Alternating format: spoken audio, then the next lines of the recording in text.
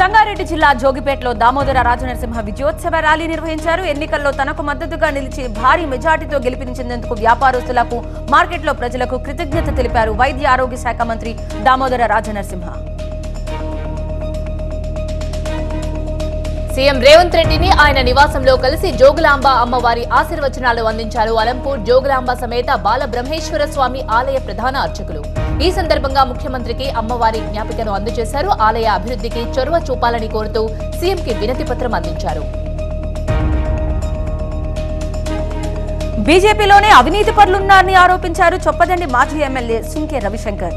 ముందు వాళ్ల passport seize చేయించాలని బండి సంజయ్కి సూచించారు. నీరవ్ మోదీ, అదానీ, విజయ్ మాల్యాలను దేశం నుంచి బయటకు పంపించింది మీరు కాదా అని ప్రశ్నించారు సుంకే రవిశంకర్. కేసీఆర్ పై దుర్భాషలాడినందుకు బండి క్షమాపణ చెప్పాలని డిమాండ్ చేశారు. తెలంగాణలో 11 మంది ఐఏఎస్లను బదిలీ చేశారు. డిజాస్టర్ మేనేజ్మెంట్ శాఖ స్పెషల్ చీఫ్ సెక్రటరీగా అరవింద్ కుమార్ ను నియమించారు. విద్యాశాఖ ప్రిన్సిపల్ సెక్రటరీకి వెంకటేశన్ ను బదిలీ చేశారు. అటవీ శాఖ ప్రిన్సిపల్ సెక్రటరీగా వాణి ప్రసాద్, మున్సిపల్ శాఖ ప్రిన్సిపల్ సెక్రటరీగా దానకిషోర్ ను తీసుకున్నారు. రోడ్లు, భవనాలు, రవాణా శాఖ కార్యదర్శిగా శ్రీనివాసరాజును నియమించారు. ఎన్టీఆర్ జిల్లా పెనుగంచిప్రోలు లక్ష్మీ తిరుపతమ్మ దేవస్థానం నూతన పాలకవర్గం సభ్యులు ప్రమాణ స్వీకారం చేశారు. 100 ఏళ్ల తిరుపతమ్మ ఆలయ చరిత్రలో మొదటిసారి ఒక బీసీ సామాజిక వర్గానికి చెందిన వ్యక్తికి ఆలయ చైర్మన్ పదవిని కట్టబెట్టారు. ఇప్పటి వరకు కమ్మ సామాజిక వర్గానికి చెందిన వారికి చైర్మన్ పదవి దక్కింది. ఇప్పుడు యాదవ కమ్యూనిటీకి చెందిన జంగాల వాసుకు చైర్మన్ పదవి అప్పగించారు ఎమ్మెల్యే సామినేని ఉదయభాను.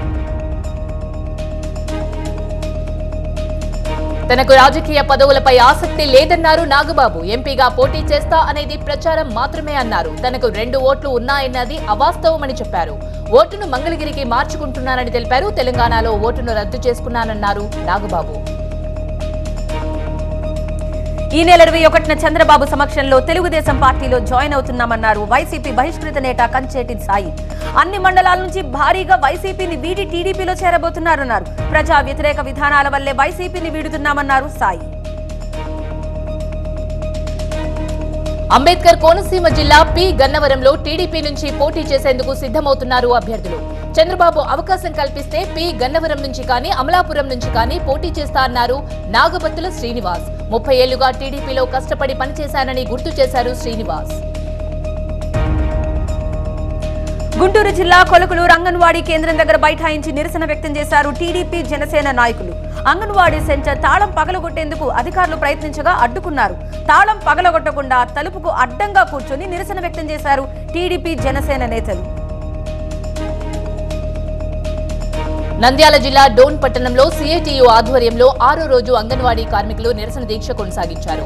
తమ సమస్యలు పరిష్కరించాలని డిమాండ్ చేశారు. అంగన్వాడీ కేంద్రాల ముందు పిల్లలు, వారి కుటుంబ సభ్యులతో కలిసి ఆందోళన నిర్వహించారు.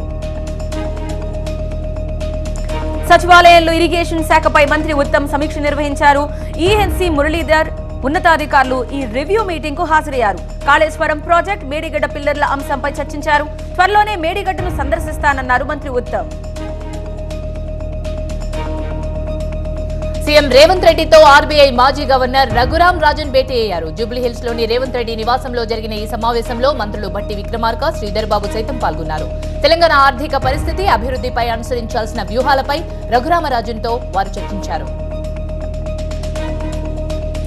దేవాదాయ, అటవీ, పర్యావరణ శాఖ మంత్రిగా కొండా సురేఖ బాధ్యతలు స్వీకరించారు. సచివాలయం 4వ అంతస్తులో తనకు కేటాయించిన పేషీలో ప్రత్యేక పూజలు చేసి బాధ్యతలు చేపట్టారు.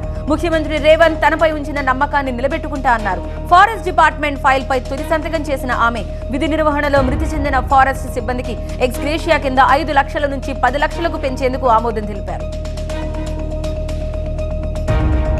మంత్రిగా ప్రమాణం చేసిన తర్వాత తొలిసారి తన నియోజకవర్గంలో పర్యటించారు సీతక్క. కాంగ్రెస్ కార్యకర్తలు ఆమెకు ఘన స్వాగతం పలికారు. మేడారం సమ్మక్క సారడమ్మ ఆలయాన్ని సందర్శించారు. కేంద్రంలో కూడా కాంగ్రెస్ అధికారంలోకి వస్తుందన్నారు సీతక్క. ములుగు ప్రజలకు తాను జీవితాంతం రుణపడి ఉంటానని అన్నారు. ములుగు నుంచే పాలన కొనసాగిస్తానని స్పష్టం చేశారు. హరీష్ రావు వ్యాఖ్యలకు ఎమ్మెల్సీ జీవన్ రెడ్డి కౌంటర్ ఇచ్చారు. పీవీ అంతిమ యాత్ర హైదరాబాద్ లో చేపట్టాలని ఆయన కుటుంబ సభ్యులే కోరారని చెప్పారు. అన్ని లాంఛనాలు గౌరవ వందనాలతో పీవీ అంత్యక్రియలు చేస్తే ఇప్పుడు బీఆర్ఎస్ నేతలు విమర్శలు చేయడం బాధాకరమన్నారు. ఏపీ అక్రమంగా నీటిని తరలించకపోతున్న బీఆర్ఎస్ నేతలు మౌనంగా ఉన్నారని ఎమ్మెల్సీ జీవన్ రెడ్డి విమర్శించారు. సీలేరు పవర్ ప్రాజెక్ట్ కోల్పోయినందుకు కేసీఆర్ నైతిక బాధ్యత వహించాలన్నారు. విభజన హామీల్ని సాధించడంలో కేసీఆర్ సర్కారు విఫలమైందన్నారు Jeevan Reddy. TPCC working president Jaggareddy కీలక వ్యాఖ్యలు చేశారు. ఎన్నికల్లో ఓటమి తనకెన్నో పాఠాలు నేర్పిందన్నారు. ఎంత బలవంతుడైనా ఏదో ఒక రోజు బలహీనుడు కాక తప్పదన్నారు. 5 సార్లు పోటీ చేస్తే 3 సార్లు సంగారెడ్డి ప్రజలు గెలిపించారన్నారు. ఈ 5 ఏళ్లలో పార్టీ కోసం పనిచేస్తానని, సోనియా, రాహుల్, రేవంత్ నాయకత్వంలో ముందుకెళ్తానన్నారు జగ్గారెడ్డి. భద్రాచలంలో గోదావరి నదిపై నిర్మిస్తున్న 2వ బ్రిడ్జ్ నిర్మాణ పనుల్ని పరిశీలించారు మంత్రి తుమ్మల నాగేశ్వరరావు. 2015లో శంకుస్థాపన చేస్తే 9 ఏళ్లుగా ఎందుకు పూర్తి కాలేదంటూ అధికారుల్ని ప్రశ్నించారు. నత్తనడకన పనులు చేయడంపై కాంట్రాక్టర్ మీద మండిపడ్డారు. వచ్చే ఏడాది ఫిబ్రవరి కల్లా ఎట్టి పరిస్థితుల్లోనూ పనులు పూర్తి చేయాలని ఆదేశించారు మంత్రి తుమ్మల.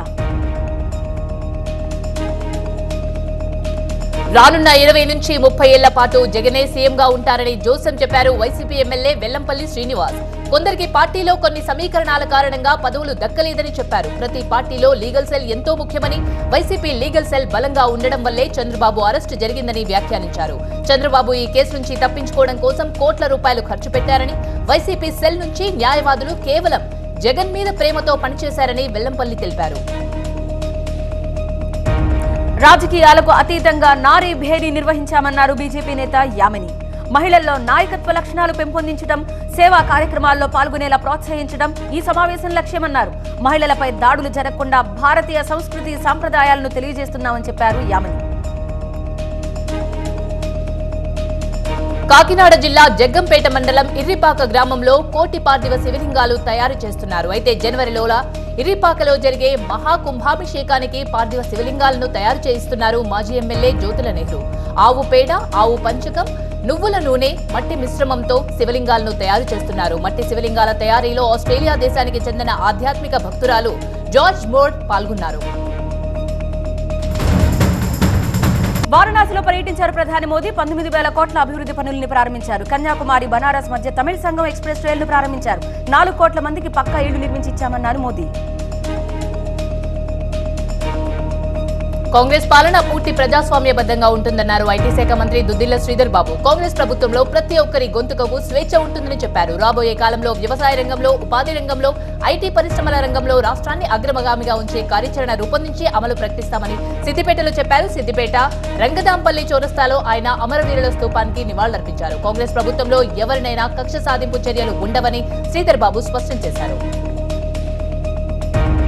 ఎన్నికల్లో తమపై చేసిన ఆరోపణలన్నీ అబద్ధమన్నారు బీఆర్ఎస్ నేత వినోద్ కుమార్. బీజేపీ, కాంగ్రెస్ పాలిత రాష్ట్రాల్లో తెలంగాణ కంటే ఎక్కువ అప్పులున్నాయన్నారు. అప్పులు చూపిస్తున్నారు కానీ స్థిరాస్తులు చెప్పడం లేదన్నారు. బలమైన ప్రతిపక్షం బీఆర్ఎస్ మాత్రమే అన్నారు వినోద్ కుమార్. విజయనగరం జిల్లా భోగాపురం ఎయిర్పోర్ట్ పనులు శరవేగంగా కొనసాగుతున్నాయి. కేవలం 30 నెలల్లో ఎయిర్పోర్ట్ నిర్మాణం పూర్తి చేసేందుకు కసరత్తు చేస్తున్నారు. ఎయిర్పోర్ట్ నిర్మాణ పనులను పరిశీలించారు ఉత్తరాంధ్ర ప్రజాప్రతినిధులు. దుండిగల్ ఎయిర్ ఫోర్స్ అకాడమీలో కంబైన్డ్ గ్రాడ్యుయేషన్ పరేడ్ కు ముఖ్య అతిథిగా హాజరయ్యారు రక్షణ శాఖ మంత్రి రాజ్నాథ్ సింగ్. పరేడ్ లో 213 మంది యువ పైలట్లు స్థైనిక విన్యాసాలు చేశారు. ఎంతో శ్రమ కూర్చి శిక్షణ పూర్తి చేసుకున్న యువ పైలట్లపై ఇప్పుడు మరింత బాధ్యత పెరిగిందన్నారు రాజ్నాథ్. దేశ గౌరవం, భద్రత తమపైనే ఉందని, టెక్నాలజీకి అనుగుణంగా అప్డేట్ కావాలని సూచించారు. విశాఖ జిల్లా అరకులో మరోసారి సమ్మెకు దిగారు ఐటీడీఏ కార్మికులు. తమ సమస్యలు పరిష్కరించాలని ఒకరోజు సమ్మెకు దిగారు కార్మికులు. సుమోటో tribal museum, Padmapuram gardens, Chaparai కేంద్రాలు మూతపడ్డాయి. అయితే పర్యాటకుల నిరాశతో వెనుదిరుగుతున్నారు. హైదరాబాద్ లోని నారాయణగూడలో అయ్యప్ప మహాపడి పూజ కార్యక్రమం ఘనంగా జరిగింది. కేశవ మెమోరియల్ ఇంజనీరింగ్ కాలేజ్ లో కేంద్ర మంత్రి కిషన్ రెడ్డి ఆధ్వర్యంలో ఈ పూజా కార్యక్రమం నిర్వహించారు. 23 ఏళ్లుగా ప్రతి ఏటా ఆనవాయితీగా ఈ మహాపడి పూజ నిర్వహిస్తున్నారు కిషన్ రెడ్డి. కుటుంబ సమేతంగా పూజా కార్యక్రమాల్లో పాల్గొన్నారు కేంద్ర మంత్రి. పడి పూజకు డీకే అరుణ సహా పలువురు బీజేపీ నేతలు హాజరయ్యారు. తిరుపతి రూరల్ మండలం చిగురువాడలో దారుణం జరిగింది. ప్రియుడితో కలిసి భర్త గోవిందును గొంతు నులిమి చంపేసింది భార్య మానస. అప్పుల బాధతో ఆత్మహత్య చేసుకున్నట్లు నమ్మించే ప్రయత్నం చేసింది. మెడపై గాయాలు గుర్తించి అనుమానంతో పోలీసులు ఫిర్యాదు చేశారు కుటుంబ సభ్యులు. వికారాబాద్ జిల్లా యాలాల మండలం కేంద్రంలో జీవిరెడ్డి అనే రైతు పొలంలో గుర్తు తెలియని వ్యక్తులు గుప్త నిధుల కోసం తవ్వకాలు జరిపారు. అయితే పొలంలో పురాతన శివలింగం గుప్త నిధులు ఉన్నాయన్న అనుమానంతో కొందరు గుర్తు తెలియని వ్యక్తులు తవ్వకాలు జరిపినట్టు తెలుస్తోంది. దీంతో శివలింగాన్ని చూసేందుకు చుట్టుపక్కల గ్రామాల నుంచి ప్రజలు తరలి వచ్చారు. ఈ ఘటనపై పోలీసులు ఆరా తీస్తున్నారు. లక్షేడిపేట మున్సిపాలిటీలో ప్రభుత్వ జూనియర్ కళాశాల ఆవరణలో ఉన్న పాఠశాలలో అగ్ని ప్రమాదం సంభవించింది. అయితే ఆదివారం కావడంతో ముప్పు తప్పింది. స్థానికంగా ఫైర్ ఇంజిన్లు లేకపోవడంపై జనం ఆగ్రహం వ్యక్తం చేశారు. షార్ట్ సర్క్యూట్ వల్లే ప్రమాదం జరిగినట్టుగా అనుమానిస్తున్నారు. కాకినాడ జిల్లా పత్తిపాడులో ఓ ఉపాధ్యాయుడి ఇంట్లో దొంగలు పడ్డారు. బీరువాలు పగలగొట్టి 15 లక్షల నగదును ఎత్తుకెళ్లారు. వరుస దొంగతనాలకు పోలీసుల వైఫల్యమే కారణమంటున్నారు స్థానికులు. శంషాబాద్ కు వెళ్లే దారిలో దోపిడీ దొంగలు చెలరేగిపోయారు. ఒక వాహనాన్ని ఆపి కత్తులతో బెదిరించి దోపిడీకి పాల్పడ్డారు. ప్రయాణికుల నుంచి 1.5 లక్షల నగదు ఎత్తుకెళ్లారు. బాధితుల ఫిర్యాదుతో పోలీసులు దొంగల కోసం గాలిస్తున్నారు. భద్రాద్రి జిల్లా పాల్వంచలో పట్టపగలే ఓ దొంగ సైకిల్ ఎత్తుకెళ్లాడు. పట్టపగలే దొంగతనాలు చేస్తూ పోలీసులకు సవాల్ విసరడంతో పోలీసులపై జనం ఆగ్రహం వ్యక్తం చేస్తున్నారు.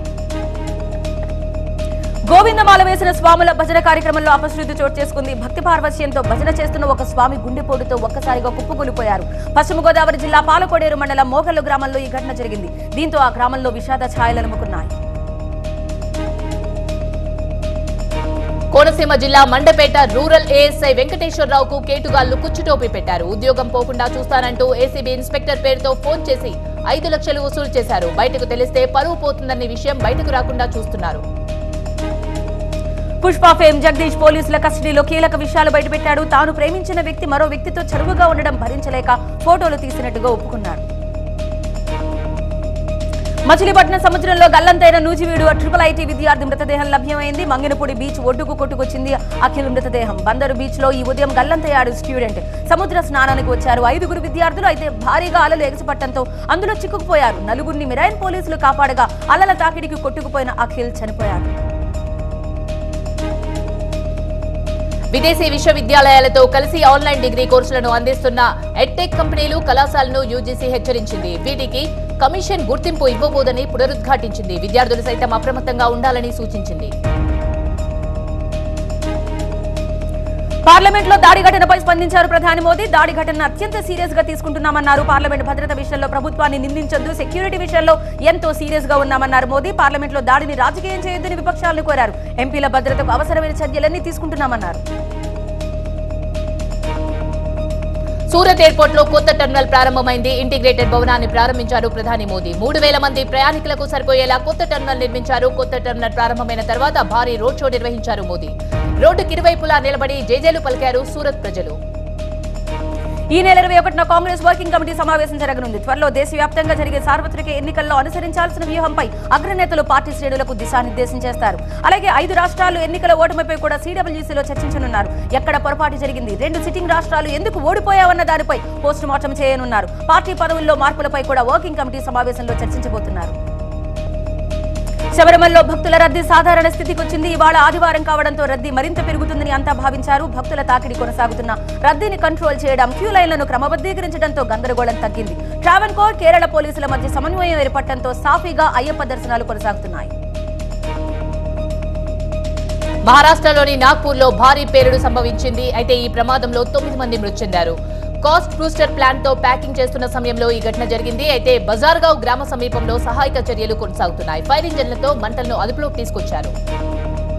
తమిళనాడులో కుండపోత వర్షాలు కొనసాగుతున్నాయి. తిరునెల్వేలి, కన్యాకుమారి, తెన్కాసి, తూత్తుకుడి జిల్లాలో ఎడతెరిపి లేకుండా వర్షాలు కురవడంతో రెడ్ అలర్ట్ జారీ చేశారు. తిరునెల్వేలిలో జనజీవితం స్తంభించిపోయింది. పలు గ్రామాలకు వాహనాల రాకపోకలు పూర్తిగా నిలిచిపోయాయి. కన్యాకుమారి, తిరునెల్వేలిలో జలపాతాలని మూసేశారు. దక్షిణ తమిళనాడులో మరో 48 గంటల పాటు వర్షాలు కురుస్తాయని వాతావరణ శాఖ అధికారులు తెలిపారు. COVID-19లోని JN.1 అనే ఉపరకం కేరళలో వెలుగు చూసింది. భారత్ SARS-CoV-2 జెనోమిక్స్ కన్సార్షియం నిర్వహించిన పరిశీలనలో ఇది బయటపడింది. 79 ఏళ్ల బాధితురాల్లో ఒక కొత్త సబ్ వేరియంట్ కనిపించింది. కాశ్మీరు మంచు దుప్పటి కప్పేసింది. ప్రకృతి సరికొత్త అందాలతో కనువిందు చేస్తుంది. గడ్డగట్టించే చలిలో మంచుతో అల్లలాడుతుంది. అయితే టూరిస్టు తెగ ఎంజాయ్ చేస్తున్నారు.